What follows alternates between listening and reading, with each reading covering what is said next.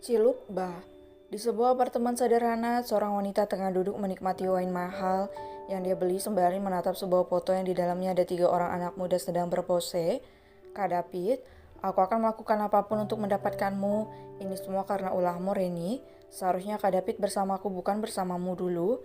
Ucap wanita yang tak lain adalah Nani. Tak kusangka ternyata ada orang lain yang mengincar wanita sialan itu. Hai, tapi tak apa, setidaknya dia sedikit membantuku untuk memberi pelajaran pada wanita tidak tahu diri itu, ucapnya dengan seringnya licik di wajahnya. Tapi aku penasaran apa dia mati, seharusnya benturan keras itu membuatnya kehilangan bayinya. Dan anak kecil sialan itu beraninya dia mengaku sebagai anak David, gerutu wanita aneh itu sambil memutar-mutar wine di tangannya. Ponselnya menyala sendiri namun tidak diperhatikan. Kejadian sebelumnya, setelah gagal mencelakai Diandra di toilet wanita, Nani masih tetap mengawasi Diandra dan si kecil Edward, targetnya adalah kedua orang itu. Nani duduk di dalam mobilnya. Restoran yang mereka kunjungi adalah restoran dengan modal terbuka, sehingga bisa dilihat dengan jelas pelanggan restoran itu. Dia mengawasi mereka dari mobil, napasnya naik turun, tiba-tiba jantungnya berdegup sangat kencang. Sial, berapa lama aku bergantung pada ini? Umpat Nani sambil mengambil sebuah kotak berisi jajaran alat suntik yang siap disuntikkan. Dia menyisingkan lengan bajunya, terlihat luka bekas tusuk jarum suntik yang sangat banyak di lengannya. Wanita itu menyuntikkan benda itu ke tubuhnya sambil menahan rasa sakit di tubuhnya. Dia mendesis kesakitan saat cairan itu masuk ke dalam tubuhnya. Pembuluh darahnya menegang, matanya memerah, bahkan dia sampai mengeluarkan air mata. Beberapa menit kemudian dia kembali tenang, sambil tersenyum, dia menatap kotak obat itu.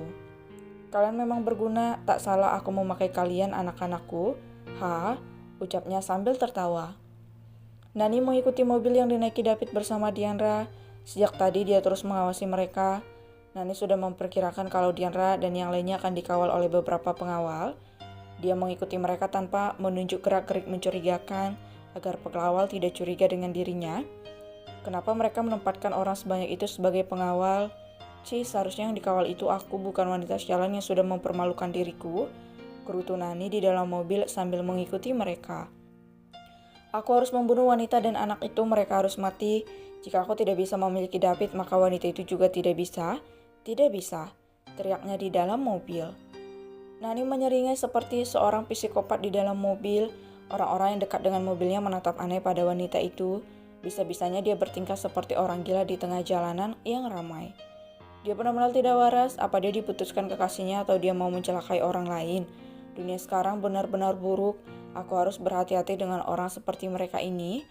Gumam salah seorang pengendara motor yang berada pada jarak paling dekat dengan Nani. Mobil melaju hingga tiba saatnya. Nani sudah memperhitungkan waktu untuk menabrak mobil David. Dia sudah bersiap dan melaju dengan kencang dari arah kiri. Yak, orang itu gila ya.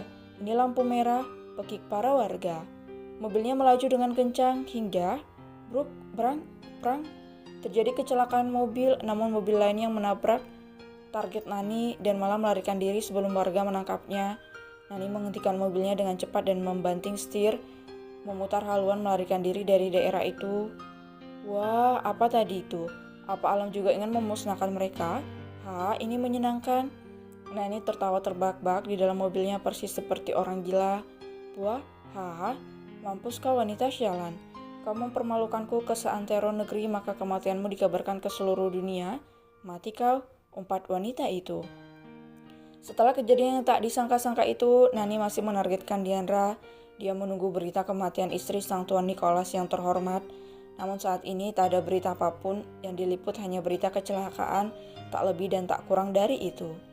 Kembali ke masa sekarang, Nani menikmati minumannya. Dia menonton video berita mengenai kecelakaan itu. Berkali-kali diulangnya kecelakaan itu sambil tertawa terbahak-bahak. Di mejanya berserakan berbagai obat-obatan serta cairan injeksi yang sering dia pakai. Bau alkohol, rokok begitu menyengat di ruangan kecil itu. Kotor dan bau, sungguh menjijikkan, seperti kamar preman saja. Bahkan preman tamu membersihkan ruangan mereka. Ternyata yang kena momong wanita sialan tak tahu diri dan anak tengil itu. Haha. David, kau masih selamat, tunggu aku sayang. Haha. Nani benar-benar seperti orang gila tertawa sendirian di dalam apartemennya.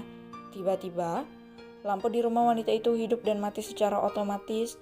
Televisi, ponsel, dan segala benda yang terhubung ke internet hidup dan mati dalam waktu bersamaan. Nani terbelah kaget, dia meringkuk ketakutan, melemparkan botol wine saat melihat hal itu terjadi di rumahnya. Siapa itu? Apa yang terjadi? Kenapa ini? Pakik Nani sambil menatap seluruh ruangan yang tiba-tiba terasa horor dan menakutkan. Apa yang sebenarnya terjadi? Kenapa listriknya seperti ini? Tolong, Pakik Nani. Dia berdiri mencoba memberanikan dirinya untuk mengendalikan listrik di rumahnya. Dia mematikan saklar lampu, tetapi anehnya setelah dimatikan lampu itu masih hidup dan mati secara bergantian. Prang, prang. Benda di rumah itu berjatuhan ke sana kemari. Vacuum cleaner tiba-tiba menyala sendiri. Sungguh sebuah teror yang benar-benar menakutkan. Nani bergetar ketakutan. Ditetapnya televisi yang berganti-ganti channel. Bahkan radio di dalam ruangannya berbunyi dengan sangat keras, memutar lagu-lagu klasik. Lantunan piano yang menyeramkan dimainkan menambah suasana menyeramkan di rumah itu. Apa yang terjadi? Tidak, ini tidak mungkin. Tenang Nani, tenang, ucapnya sambil menarik napas dan menguatkan dirinya. Dia mengepal kedua tangannya, berjalan perlahan dan mengambil remote untuk mematikan televisi. Namun sama halnya dengan saklar lampu, remote itu tidak berfungsi sama sekali. Dia berlari dan mencabut colokan listrik yang terhubung ke televisi, barulah TV itu berhenti. Nani menarik napas, dia benar-benar berusaha untuk tenang saat ini. Baiklah Nani, ayo kita keluar dari sini, ucapnya dengan bibir gemetaran. Dia menangis namun menahan tangisnya sekuat tenaga. Teror mengerikan yang tak pernah dia pikirkan akan terjadi padanya. Nani berjalan tertatih, dia benar ketakutan saat ini. Dia mendekati pintu dan mencoba membukanya. Cek-lek, krik, pintu dibuka dengan cepat dan cilukbah. Sebuah wajah dengan senyuman mengerikan dengan gigi taring panjang tersenyum di depan Nani.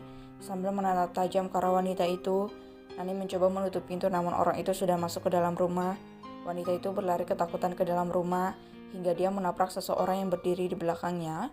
Bruk, cilukbah, haha, ucap mereka berdua sambil tertawa terbahak-bahak menatap Nani yang bergetar ketakutan. Siapa kalian? Tidak, tolong aku, tolong. Pakik Nani yang menangis ketakutan saat kedua orang itu menatapnya dengan tatapan pembunuh. Tidak. Nani terbangun dari mimpi buruknya, napasnya naik turun, dia mengusap kasar wajahnya.